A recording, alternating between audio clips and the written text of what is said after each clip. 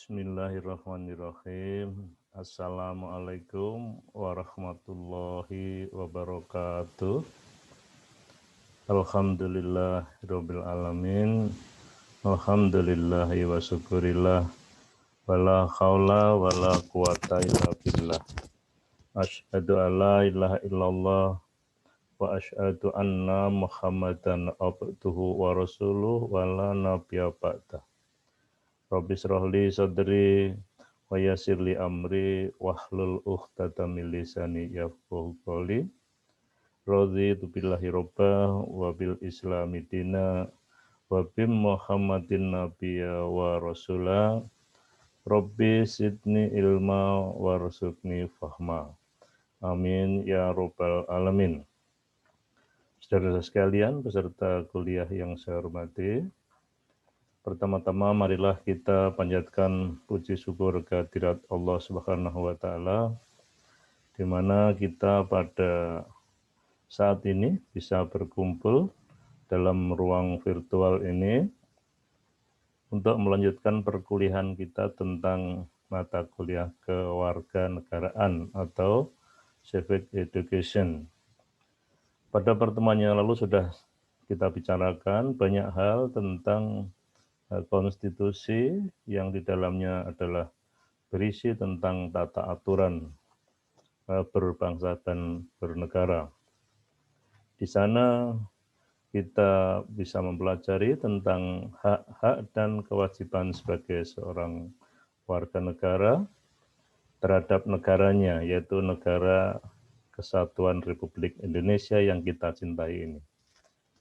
Pada pertemuan ini saya ingin mengajak saudara untuk mempelajari tentang hak-hak atau lebih khusus lagi adalah hak asasi yang dipunyai oleh warga negara Indonesia yang sudah dijamin oleh konstitusi atau Undang-Undang Dasar 1945 yang menjadi pegangan kita bersama. Hak-hak itu ada di dalam bab dan pasal-pasal serta beberapa ayat yang di dalam Undang-Undang Dasar 45 tadi yang di pasal-pasal yang di amandemen. Baik, kita jelaskan di sini, kita lihat tentang hak asasi dulu. Nah, tentang pengertian hak asasi dulu. Ya, baik saudara sekalian. Ya. Hak asasi atau hak, ya. Baik, kita lihat hak asasi atau hak, yaitu suatu yang secara definitif merupakan unsur yang normatif, ya, yang di sana berisi tentang pedoman perilaku yang harus dilindungi kebebasannya serta menjamin adanya peluang bagi manusia dalam menjaga harkat dan martabatnya. Hak, ya, sekali lagi adalah sesuatu yang menjadi milik seseorang atau beberapa orang yang dilindungi. Ya.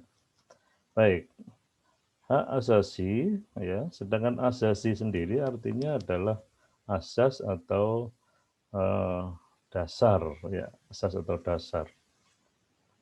Jadi asasi artinya sesuatu yang mendasar, sesuatu yang menjadi pokok dan landasan sesuatu hal. Jadi asasi, ya.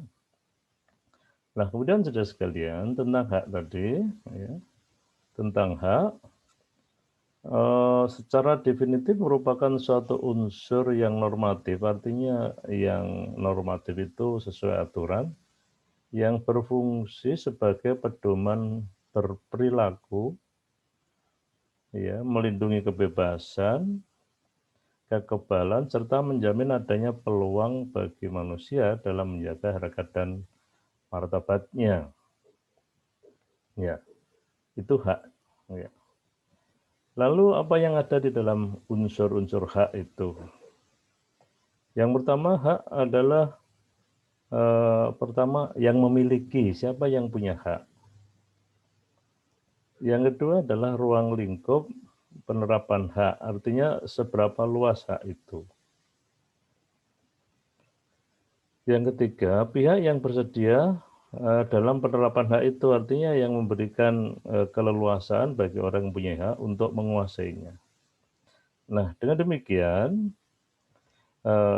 hak merupakan unsur yang normatif, ya, sesuai ketentuan maksudnya, yang melekat pada diri setiap manusia, yang dalam penerapannya berada pada ruang lingkup hak persamaan dan hak kebebasan, yang terkait dengan interaksinya antara individu dan atau interaksi dengan instansi tertentu. Jadi hak itu ya nanti berkaitan dengan masalah kewajiban. Nah, dan sedangkan HAM ya, adalah hak ya yang berkaitan dengan asasi manusia. Asasi itu yang mendasar tentang manusia. Hak asasi manusia atau yang disebut dengan HAM adalah hak yang melekat pada diri manusia, ya, dalam hal ini semua manusia dimanapun berada, yang bersifat kodrati dan fundamental. Sebagai suatu anugerah dari Tuhan atau Allah Subhanahu wa Ta'ala yang harus dihormati, dijaga, dan dilindungi oleh setiap individu, masyarakat, dan atau negara. Nah, saudara sekalian, jadi hak asasi itu adalah sesuatu yang melekat di dalam diri manusia yang bersifat kodrati dan fundamental. Tidak bisa itu kemudian berubah, ya, karena itu merupakan sesuatu yang datang atau diberikan oleh atau diberi anugerah oleh Tuhan yang harus dihormati oleh semua individu, semua masyarakat, bahkan oleh negara. Dihormati, dijaga, dan dilindungi hak itu. Nah, saudara sekalian, jadi hak asasi adalah sesuatu yang melekat pada diri manusia, siapapun orangnya, apapun agamanya, apapun pekerjaannya, dan lain-lain, semuanya tidak bisa menghilangkan hak asasi itu. Namanya asasi yang mendasar. HAM adalah sesuatu yang melekat pada tiap manusia yang tanpa itu, ya, tanpa hak yang melekat itu, manusia mustahil dapat hidup sebagai manusia secara normal. Itu pengertian dari Jan Matterson. Ada lagi pengertian yang disampaikan oleh seseorang, ya, John Locke, itu sebagai ahli politik atau ilmuwan politik, di mana hak asasi manusia atau HAM diartikan sebagai hak-hak yang diberikan langsung oleh Tuhan sebagai hak yang bersifat kodrati. Jadi menurut Jan Matterson dan juga John Locke ini sama ini pengertiannya. Hak asasi manusia adalah sesuatu yang diberikan oleh Tuhan yang sifatnya kodrati. Ya. Kodrati, dan itu harus ada dalam setiap diri manusia. Nah, karena itu, sifat-sifat dari HAM itu yang pertama adalah sifatnya mendasar. Tadi sudah katakan asasi, asas itu dasar. Jadi karena itu sifat dari hak asasi adalah mendasar atau fundamental. Yang kedua, sifat dari hak asasi itu adalah tetap dan tidak bisa dicabut oleh siapapun. Jadi dia melekat pada diri manusia, ya. Tidak terbatas oleh misalnya kewarganegaraan, oleh agama, oleh jenis kelamin, pekerjaan, dan status sosial. Jadi sifatnya tetap selama manusia itu hidup, maka hak asasi ini tidak bisa dicabut. Jadi selama manusia itu ada dan hidup. Yang ketiga sifatnya hak itu melekat dalam diri manusia. Artinya dia itu ada sepanjang manusia memang ada dalam diri manusia itu.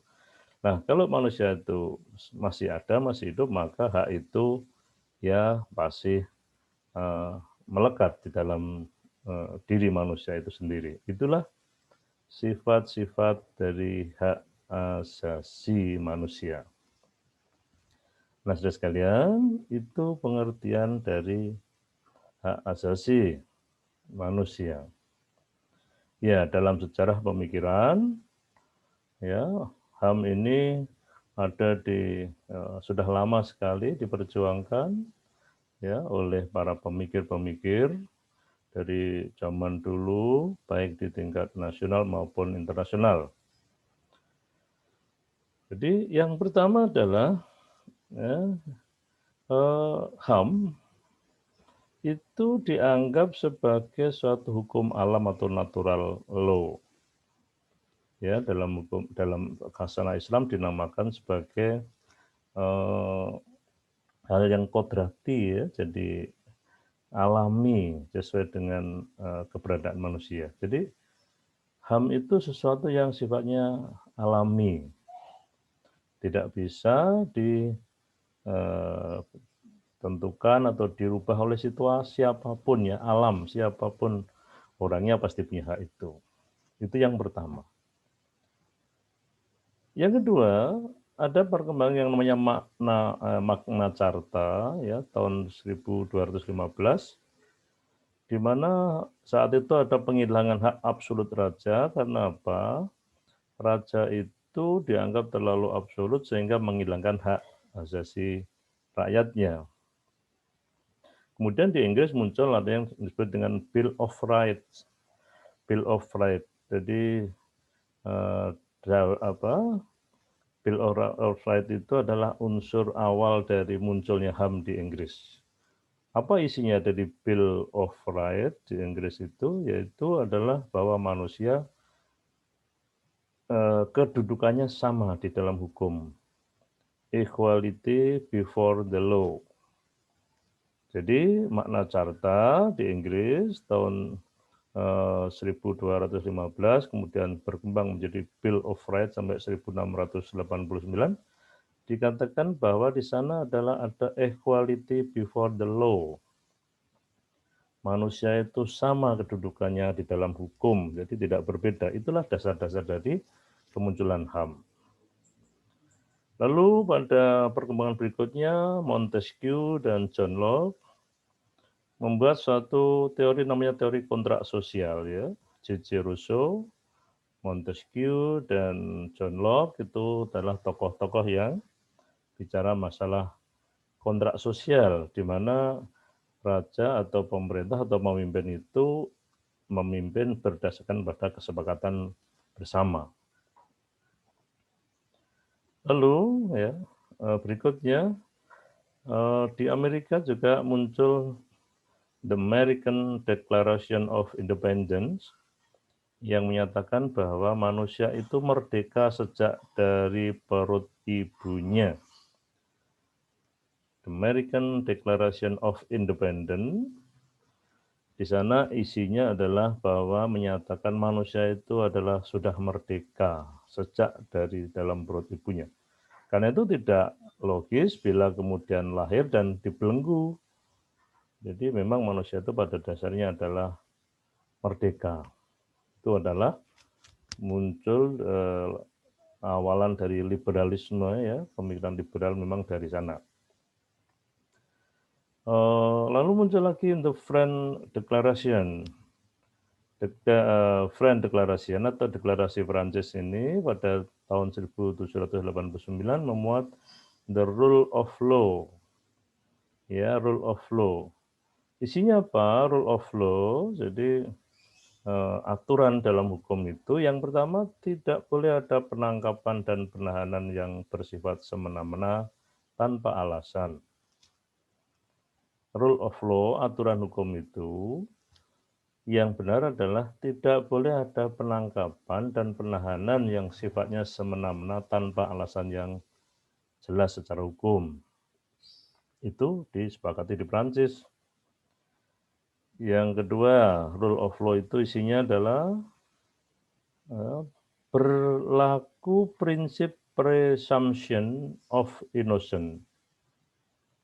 Artinya bahwa orang yang ditangkap dan ditahan itu berhak dinyatakan tidak bersalah sampai ada keputusan pengadilan dan berkekuatan hukum tetap yang menyatakan dia bersalah. Presumption of innocence. Jadi orang itu ada namanya praduga tak bersalah. Jadi orang itu tidak bisa dinyatakan bersalah sampai kemudian diputuskan oleh pengadilan.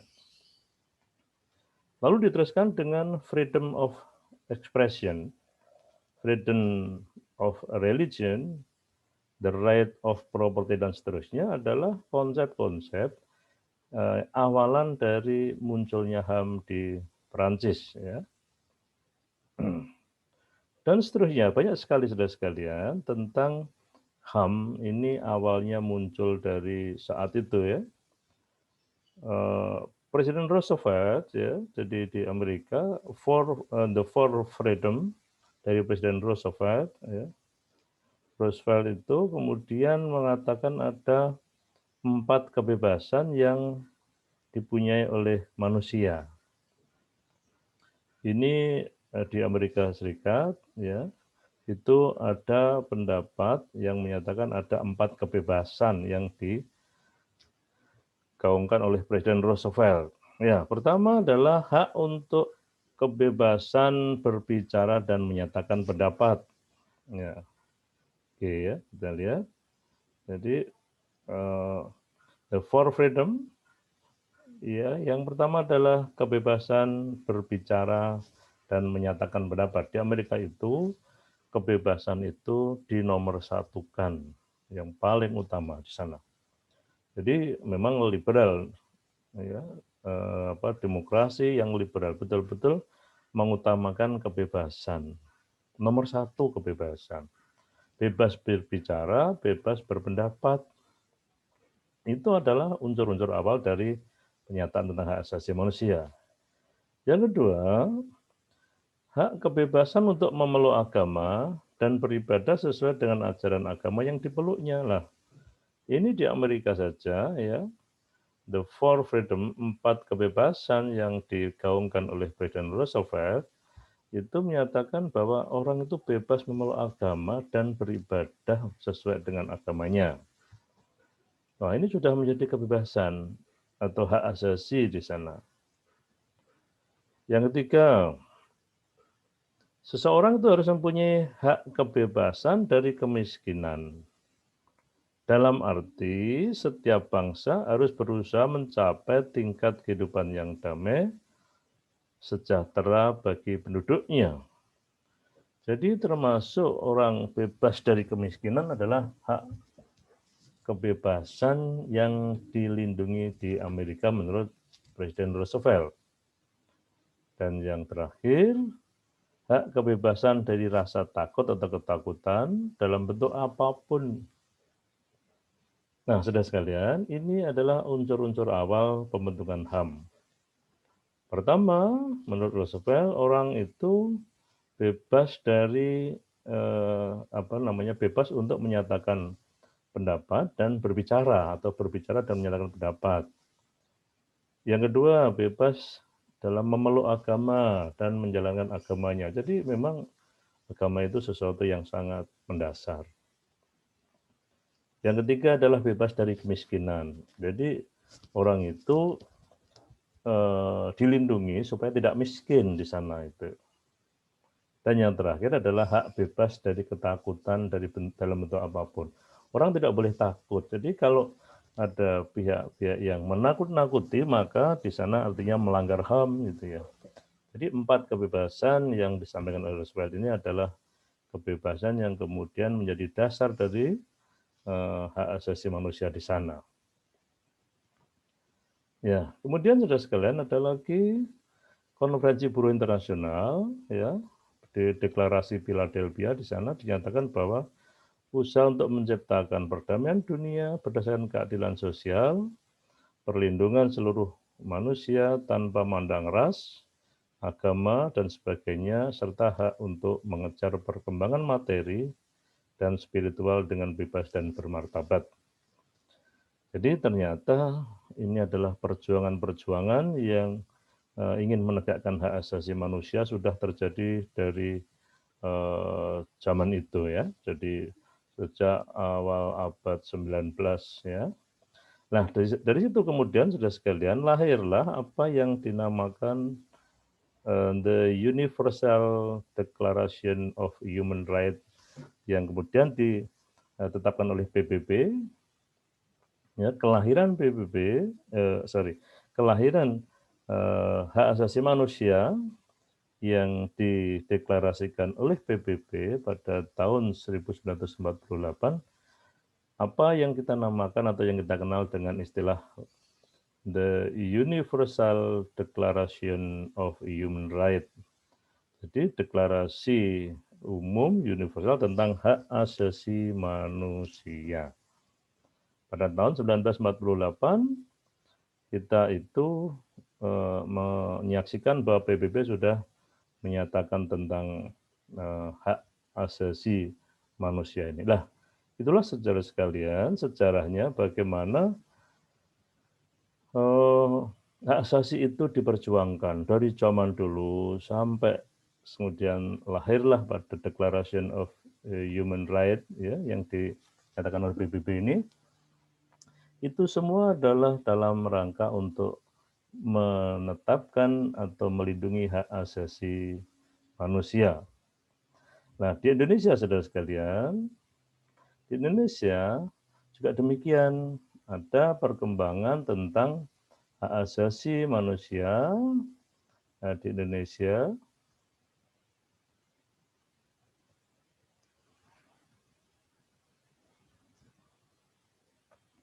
Ya, di Indonesia itu ada perkembangan tentang perjuangan hak asasi manusia. Yang pertama itu sebelum kemerdekaan, ada dua masa, jadi sebelum kemerdekaan dan setelah kemerdekaan.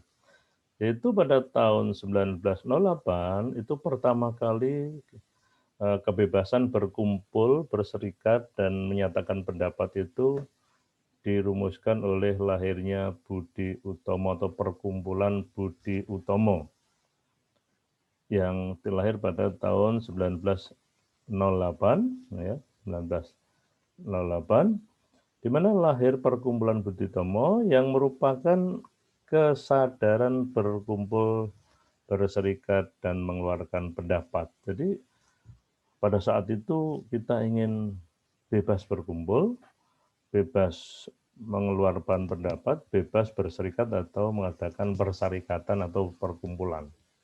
Nah, saudara sekalian, pada saat itu. Nah, setelah merdeka tahun 45, maka ada masa-masa di mana masa itu adalah sesuai dengan pemerintahan kita, ya, yaitu sejak merdeka pada tahun 45 sampai tahun 50, hak untuk merdeka, berserikat, dan menyampaikan pendapat ada di sana. 50 sampai 59 dengan UUDS ya, di mana demokrasi parlementer di sana sangat liberal. Pada saat itu lahir banyak partai dengan beragam ideologi ya, beragam ideologi. Ini kebebasan yang pertama kali muncul dan menimbulkan euforia kebebasan. Lalu muncullah banyak sekali partai-partai dengan ideologi macam-macam ya, sebagai ekspresi kebebasan berserikat. Kebebasan pers juga demikian, sangat dihormati. Lalu pada tahun 1955 ada pemilu. Pemilu itu kan salah satu cara mengekspresikan kebebasan memilih, kebebasan dipilih. Ya. Lalu mulai ada parlemen atau DPR atau lembaga legislatif. Kekuasaan juga demikian memberikan kebebasan yang luar biasa saat itu. Jadi memang ini euforia kebebasan, euforia demokrasi, dan euforia hak asasi di sana. Nah, berikutnya pada tahun 1959 sampai 66 berubah lagi menjadi demokrasi terpimpin, di mana banyak terjadi restriksi itu pembatasan ya, yang dilakukan oleh pemerintah saat itu, pemerintah dengan Presiden Soekarno saat itu karena terlalu bebas, kemudian Soekarno menyatakan atau membuat banyak sekali pembatasan, demokrasi terpimpin. Nah, kemudian tahun 66 sampai 98 itu muncul yang disebut dengan masa Orde Baru, tahun 1998 sampai sekarang itu reformasi. Itu perkembangan-perkembangan yang berkaitan dengan hak asasi. Nah, saudara sekalian, ini adalah sekali lagi hak asasi, perkembangan asasi ya, yang dari sejarahnya dari dulu sampai sekarang seperti itu. Perjuangannya lah telah sampailah di dalam deklarasi PBB tadi, di mana pada tahun 1948 seluruh dunia di bawah pimpinan PBB kemudian mendeklarasikan Declaration of Human Rights, jadi hak asasi, deklarasi tentang hak asasi manusia. Nah, saudara sekalian, itu tentang hak asasi manusia secara umum. Nah, saudara sekalian, kemudian di Indonesia, ya, di Indonesia, kemudian pada saat reformasi tadi sudah saya jelaskan, jadi zaman reformasi, ya, reformasi tahun 1998 sampai sekarang terjadilah apa yang dinamakan proses atau penggantian, ya, proses penggantian atau revisi atau yang disebut dengan amandemen terhadap Undang-Undang Dasar kita, yaitu Undang-Undang Dasar 1945 atau konstitusi kita. Di sana diadakan revisi, amandemen, dan perubahan yang kemudian salah satunya adalah merubah atau merevisi di bagian yang kita namakan tentang hak asasi. Nah, dalam Undang-Undang Dasar 45, ya, yang baru, di mana hak asasi manusia itu, ya, sebelumnya hak dulu, jadi hak warga negara, ya, itu yang pertama adalah bersamaan kedudukannya dalam hukum dan pemerintahan, sama itu haknya wajib dijunjung. Kemudian hak yang berikutnya warga negara itu berhak atas pekerjaan dan penghidupan yang layak. Lalu ini pada bab 10 ya, setiap warga negara berhak wajib ikut dalam upaya pembelaan negara. Kemudian hak berkumpul dan berserikat, mengeluarkan pendapat dan lain-lain ada pada pasal 28. Nah, disinilah saudara sekalian, ini adalah hak asasi manusia yang hak asasi manusia di zaman reformasi sekarang ini, yaitu reformasi yang kemudian merubah atau mengamandemen Undang-Undang Dasar 1945. Nah, hak asasi manusia diatur dalam bab 10A, ya, 10A, di mana 10A ini ada pasal 28.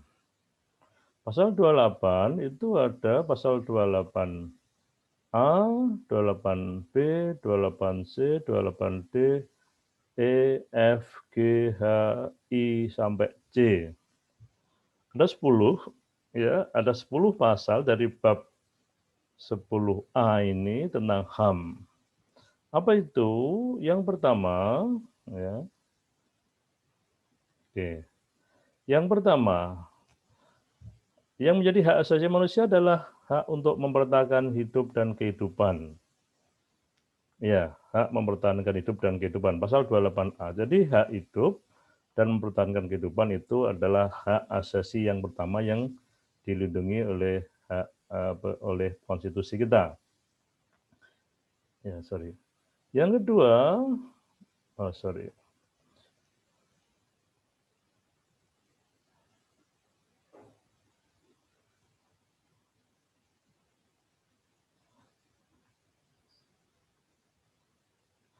Yang kedua adalah yang menjadi hak asasi adalah hak untuk membentuk keluarga dan melanjutkan keturunan.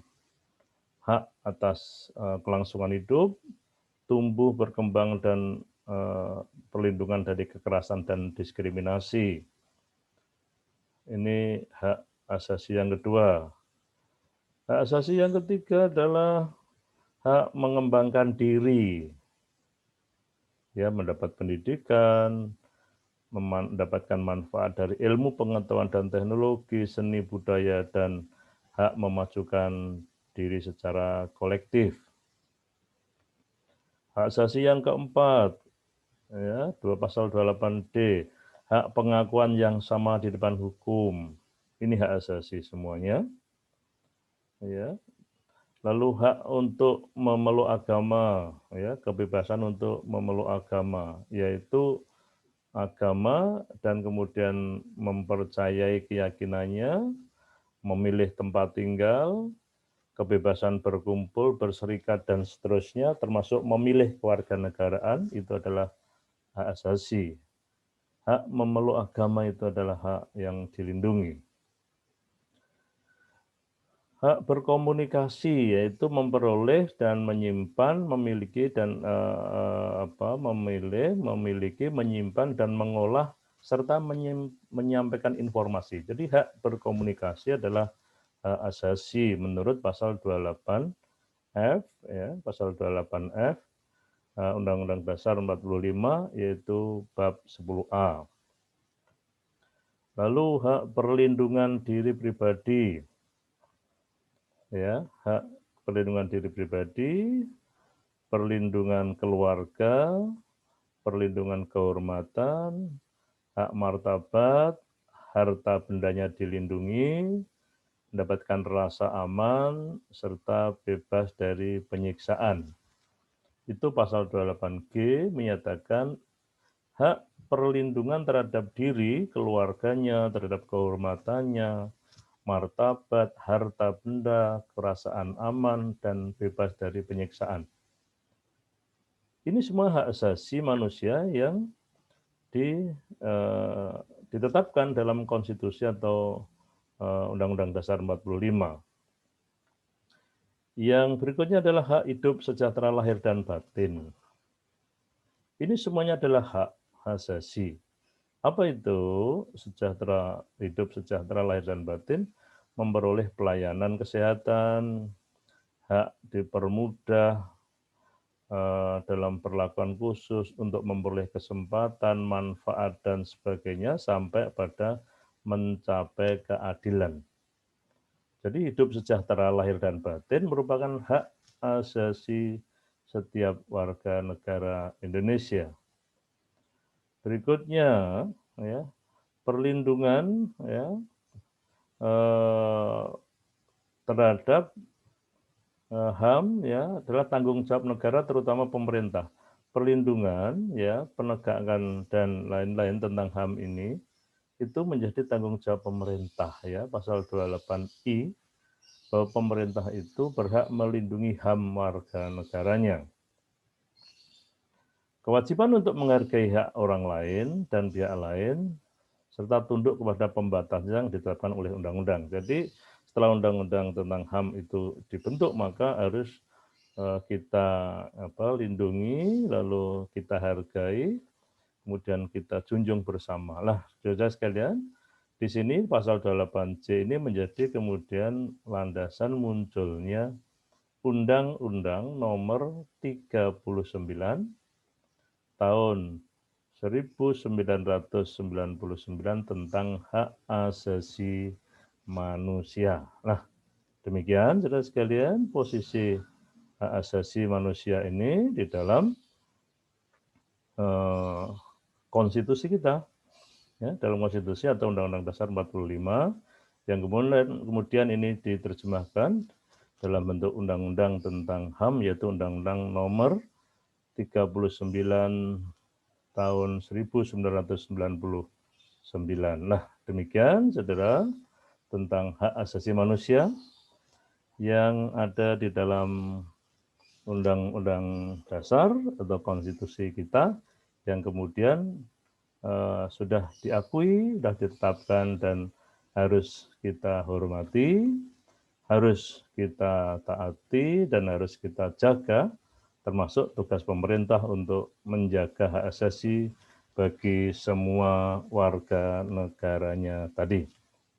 Demikian saudara sekalian tentang hak asasi, kuliah kita tentang hak asasi manusia khususnya pada Undang-Undang Dasar 1945 dan perjuangan sebelumnya, sejarah perjuangannya sampai kemudian menjadi Declaration of Human Rights PBB, lalu di Indonesia diratifikasi dalam bentuk dimasukkan dalam konstitusi atau Undang-Undang Dasar 45, dan kemudian setelah itu diwujudkan dalam bentuk Undang-Undang HAM, yaitu Undang-Undang nomor 39 tahun 1999 yang nanti akan kita bahas isinya secara lebih detail dan mendalam dalam kuliah-kuliah berikutnya. Demikian saudara sekalian tentang kuliah kita pada saat ini. Mudah-mudahan ada manfaatnya. Kita akhiri dengan doa kafaratul majelis. Subhanakallahumma rabbi. Subhanaka rabbi. Subhanaka rabbi.